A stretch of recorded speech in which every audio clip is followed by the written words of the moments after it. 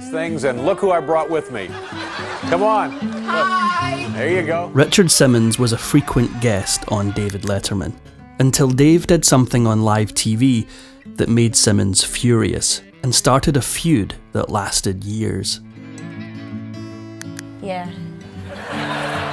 You realize you haven't said anything. The longest reigning late-night host in history, Letterman was quick-witted, irreverent, and hilarious. But it wasn't all laughs. Thank you very much. Fame came at a terrible price. As long as you're in London, I'm going to call you Mom. Is that all right? That's fine. Okay. Fans will know Dave's mother, Dorothy, as Dave's mom from many appearances on the show, but his father, Harry, will be less familiar. Dave adored his dad for his sense of humour, but sadly, Harry never saw his son become a comedy icon. Take a couple of deep breaths and let's try it again. Let me have that order again, please. The family endured a scare when Harry suffered a sudden heart attack at just 36 years old. He survived, but this brush with death hit young Dave hard. He developed a crippling fear of his father's mortality. Harry Letterman would suffer a fatal heart attack in 1973 at just 57.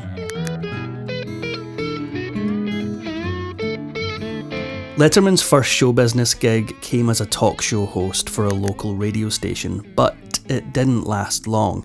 The station soon fired Dave for his irreverent treatment of classical music. Most of Missouri is under a flash flood watch. The same holds true for Iowa. Fresh off his firing, he landed a job at a local TV station as a weatherman. Finally, David Letterman stepped in front of a camera and into people's homes, and instantly audiences could tell something about him was different. We're under a flash flood warning, but all of that seems of little importance once you take a look at the cloud. This gap-toothed 20-something soon became notorious for his bizarre weather reports. He'd predict hailstones the size of canned hams. He'd report the weather for cities that don't exist. And Ohio, making it one. His bizarre broadcasts baffled audiences, but one thing was certain: he was never boring. I'm not surprised that they didn't say this. He had talent, but the Midwest was not the place for him. He just needed someone to push him to take the next step.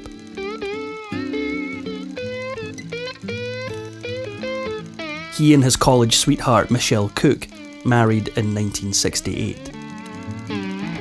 She convinced him they had to head west if he was going to get into comedy. Together, the pair of them packed up everything they owned into a pickup truck and set their sights on LA. The trip would change Letterman's life forever. It was the start of his rise to fame, but it also spelled doom for his relationship.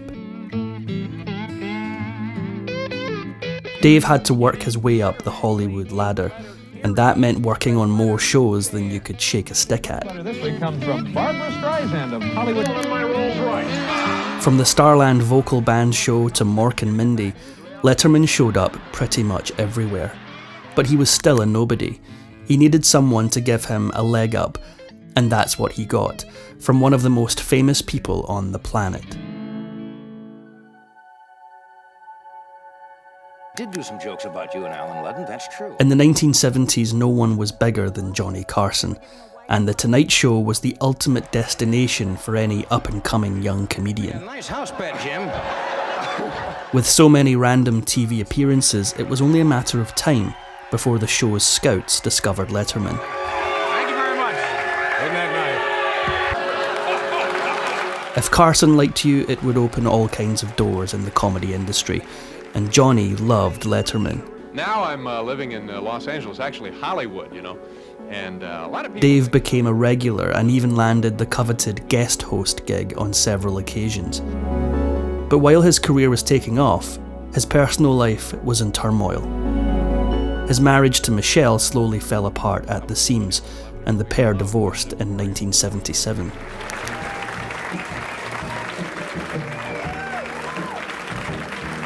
David Letterman, the late-night legend, finally got his own show in 1980, and it aired first thing in the morning.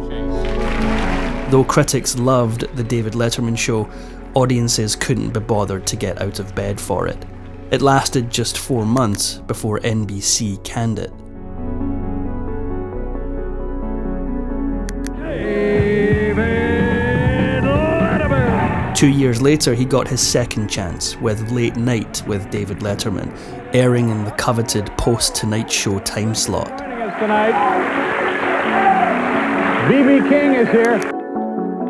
Finally, Letterman had an audience primed and ready for him, and Late Night quickly became a staple.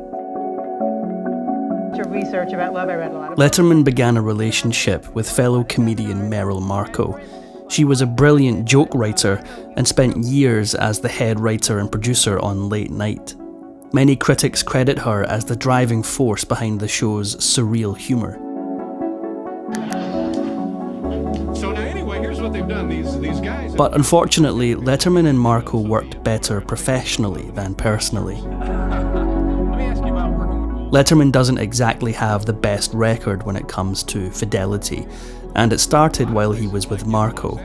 The pair eventually broke up in 1988, a full 2 years after Letterman started a relationship with his current wife, Regina Lasko.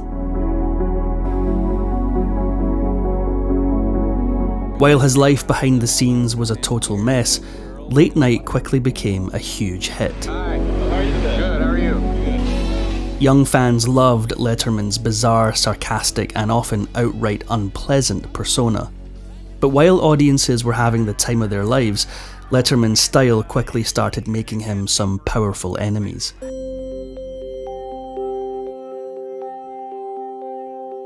He frequently found himself getting into arguments with his guests live on air. This led to now legendarily awkward interviews with the likes of Madonna, Shirley MacLaine, and Cher. Eddie's cleaned. Okay. All right. First guest is in the. One of the darkest chapters of Letterman's career began in 1988. Margaret Mary Ray, a woman suffering from schizophrenia, began stalking him. Over a period of several years, authorities caught Ray trespassing at Letterman's home 8 times. All the while, Letterman had been making light of his predicament, frequently making quips about his stalker on his show.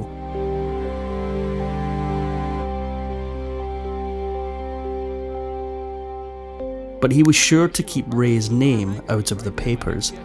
He said in an interview that he had sympathised with her and continually declined to press charges. He hoped she could get the help she needed, but sadly her story has a tragic ending. She eventually took her own life in 1998, and Letterman publicly expressed his sympathy. Most people assumed that Letterman was a shoo-in to take over for Johnny Carson when he finally retired from The Tonight Show. But in 1992, NBC shocked everyone when they gave The Tonight Show to Jay Leno instead. After a decade of success, Letterman bailed on NBC and headed over to CBS to helm The Late Show with David Letterman. The move also made him one of the best paid stars on television. It's just a little joke. In January 2000, a routine checkup led to Dave being rushed into emergency quintuple bypass surgery, and CBS had to improvise for the next several weeks. And what is golf? After airing reruns at first, they eventually brought back a one-time staple of Late Night, guest hosts. I asked them what to do. They told me just do what Dave does.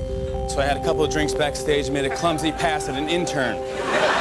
Then, about a month after his surgery, Letterman returned to the stage for one of the most memorable shows of his career, as he brought out almost his entire medical team to thank them for saving his life. It's impossible to talk about David Letterman without going into his many celebrity feuds. For decades, one of the most infamous was with Oprah Winfrey. You want to talk about the little lunch episode? The vacation lunch? If you do. Sure, I'd be happy to. The pair hated each other for 16 years after she appeared on Late Night in 1989. And then you waved, and you weren't sure it was us. She was one of those guests who despised Letterman's interview style, and she later said being on his show felt so uncomfortable that she didn't want to experience it again. Letterman and Oprah finally met again in 2005 when she returned to his show. The moment fans were really waiting for was in 2013, when Letterman went on Oprah's show and they talked about and settled their infamous feud. For exclusive perks like early access to new videos, priority replies to your comments, and to have your say on future content, consider becoming a Factinate member. On top of that, your support helps keep the channel going. Click the link in the description for more details.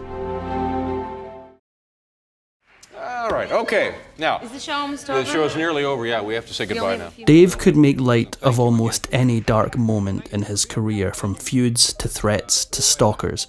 One moment, however, was too disturbing for even Dave to joke about.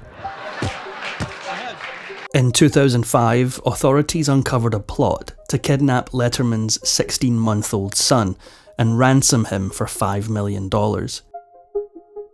Even worse, the perpetrator knew Letterman. His name was Kelly Frank, a house painter who'd worked at Letterman's home. Thankfully, Frank's plan was foiled before anything could come of it, but it was a chilling reminder of the price of fame. Letterman has been sober for nearly 40 years, but only because he learned of alcohol's brutal effects the hard way. He started drinking when he was just 13, and it slowly began to take over his life. He claims that by the end he spent 80% of his time under the influence. He was headed down a dark path, but he came to his senses and quit before he could cause any real damage to himself or others.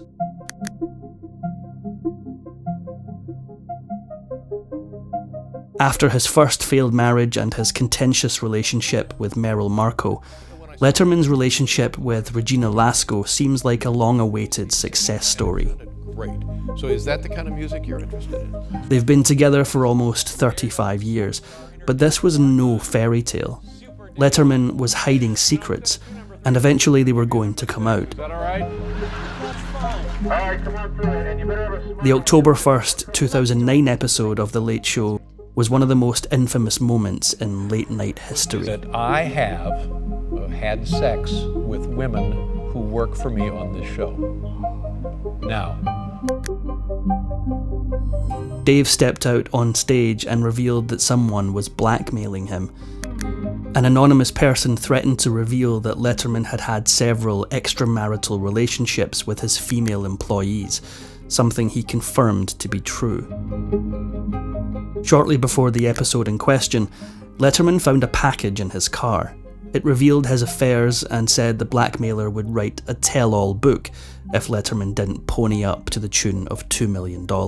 Still do have a woman, depending on what security did with her. But we have in the audience... Instead, Dave went straight to the authorities and personally took part in a sting operation to catch the culprit.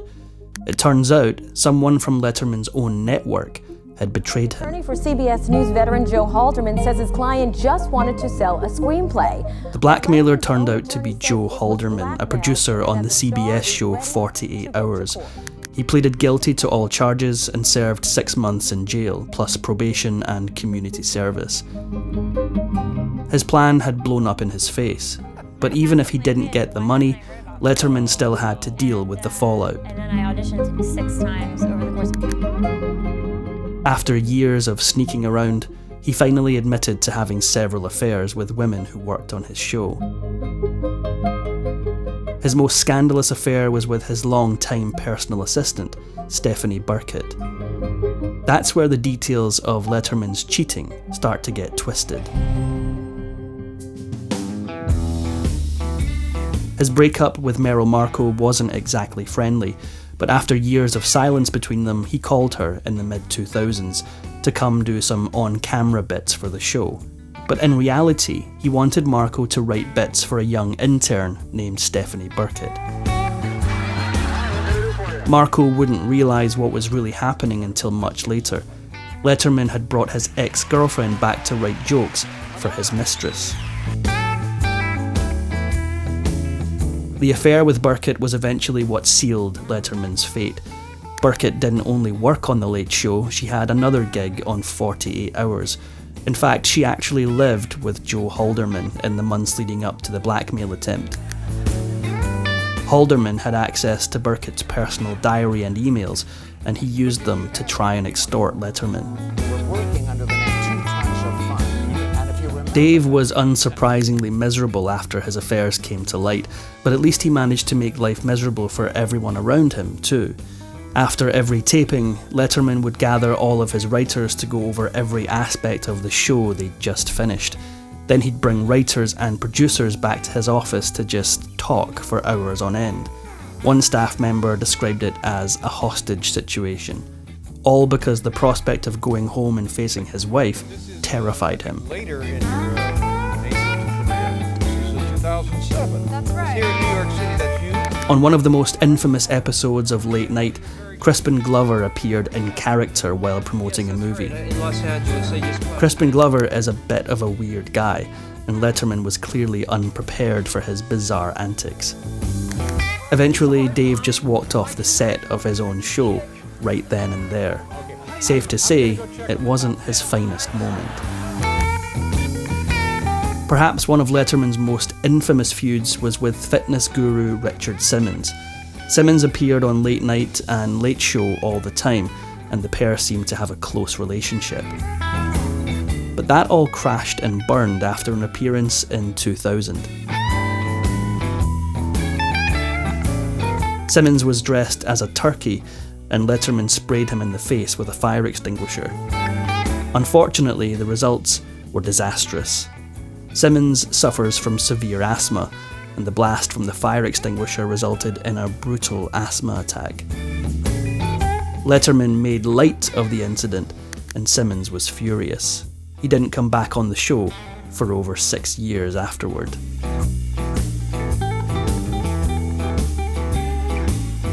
If you enjoyed this Factinate video, give it a thumbs up and subscribe for more incredible stories.